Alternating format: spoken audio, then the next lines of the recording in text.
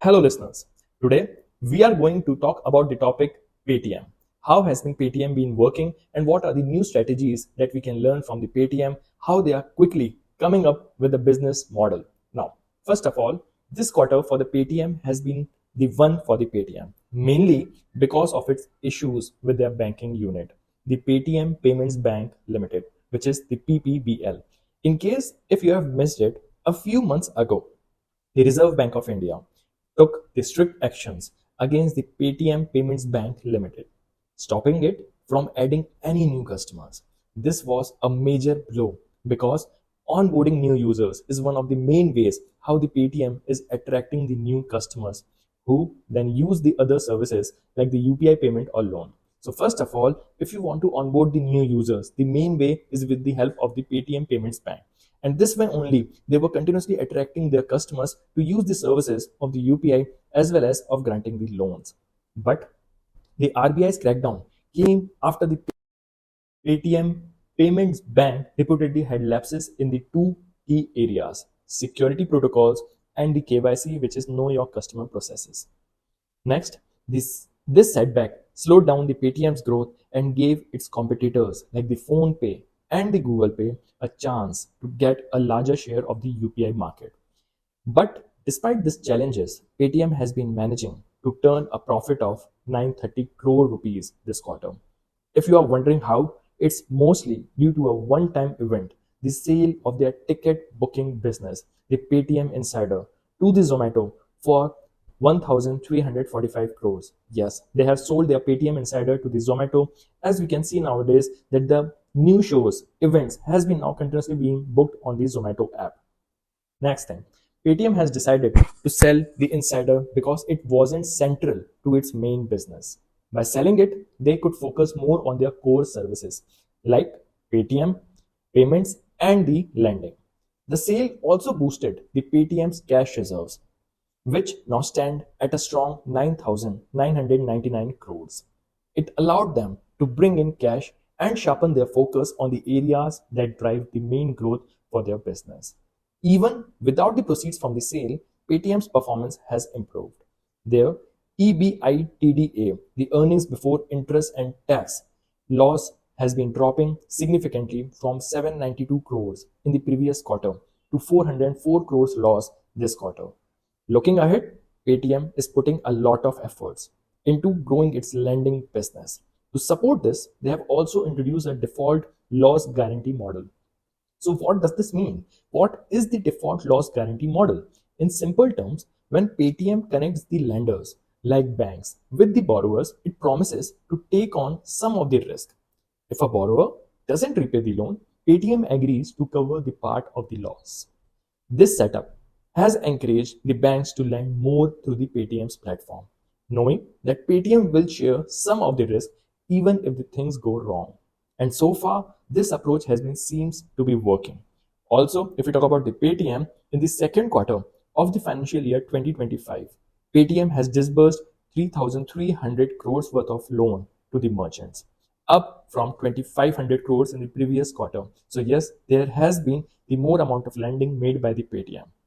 What's interesting is that 50% of these loans went to the repeat borrowers, suggesting that both the lenders and the borrowers are trusting the system of the Paytm, how they have been lending the money, and also they have taken the risk in the model of default loss guarantee model.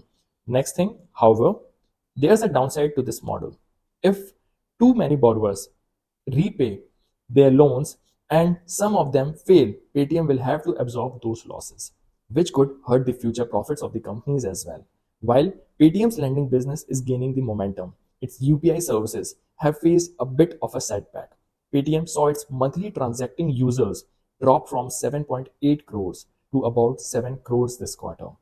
This dip is linked to the RBI's restriction on the Paytm Payments Bank, which, as we mentioned earlier, also impacted the related services like their UPI also.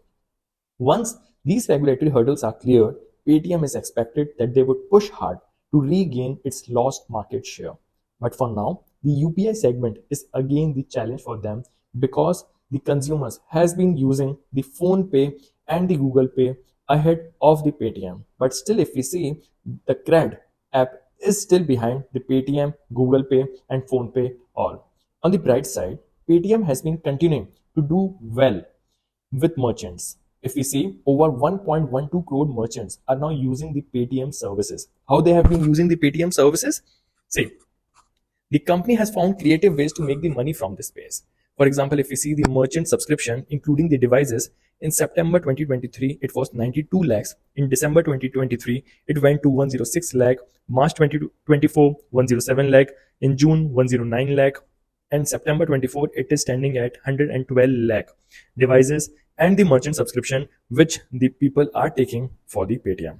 One of their most interesting innovation is the Soundbox device. Exactly. If you have ever been to a store that uses the Paytm, you have probably heard the device that announces Paytm confirmation out loud that the payment has been received by the seller, which the customer has just made. So this is basically a confirmation call or confirmation notification for the persons who have been receiving the money with the QR system.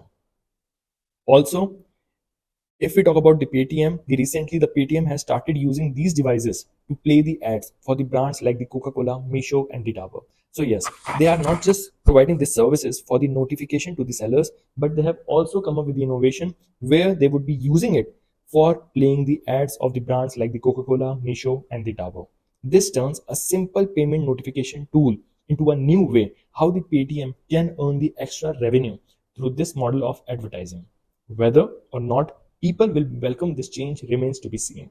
Overall, while Paytm faces the challenges, it's also finding the way how they would be adapting and growing to the new things. If we talk about the three main things, the three new conditions which has been applying on the Paytm are, first of all, earlier this year, the Reserve Bank of India had barred the Paytm Payments Bank from accepting deposits or top-ups in any customer account. Also, the ban included that prepaid instruments, wallets, and fastags, among others, after the February 29, 2024, they were not allowed to use it. Reserve Bank stated that the action followed a comprehensive system audit report. Now, first of all, we need to see over here that during the Paytm UPI users, months after the big ban, RBI ban on the Paytm Payments Bank, Vijay Shekhar Sharma-led digital payments company has finally got the nod that now they would be onboarding the new UPI users. Also, if we talk about the Tuesday, on the latest Tuesday, Paytm has said that the National Payments Corporation of India has also given them the approval. Paytm had on August 1 shot off a letter to the payments body with a request to grant approval for the onboarding new UPI users on their app, which was stopped because of the RBI directions dated on 31st January and February 16, 2024. But upon the examination of the request, NPCI has permitted again 197 Communications Paytm to onboard the new users to their UPI application. But there has been three conditions which the UPI need to now follow. First of all, earlier this year, the central bank had banned Paytm Payments Bank from accepting deposits or top-ups, right? The ban included the prepaid instrument, wallets, and fastags. But as we can see that there are certain conditions which need to be followed. First of all is the basically adhering to and abide by all the NPCI procedural guidelines and circulars issued from time to time, including the guidelines, circulars issued specifically on risk management, brand guidelines for app, QR, multi-bank guidelines, TPAP market share, and the customer base. Also, the Sharma-led Paytm also needs to adhere to the requirements outlined in the tri-party agreement with NPCI and PSB Bank, adhere to all laws and regulatory guidelines as applicable and issued from time to time. So basically, after the big RBI action against the company, Paytm had in mid-March started working as a third-party application provider also, with the Yes Bank, Axis Bank, HDFC Bank, and SBI as the PSP partners. A month later on April 17, it started migrating its customers also to its partner payment service provider banks from Paytm Payments Bank Limited, which was forced to stop banking operations. But now, as we can see, that there has been the revival for the company because they are continuously growing up their revenues with the help of the sound devices from its subscribers, and also as they have sold their Paytm Insider, and now they are having the huge cash reserve which they can use it for the lending purpose. Also, their new model of how the default loss guarantee system they have adopted, this would be a game changer for the market. So I hope you have understood about the Paytm, how the Paytm has been working, and also the Paytm's roller coaster quarter which has been going on from now. For more such interesting contents, do like our video, share it with your friends, and also subscribe to our channel. Thank you, friends.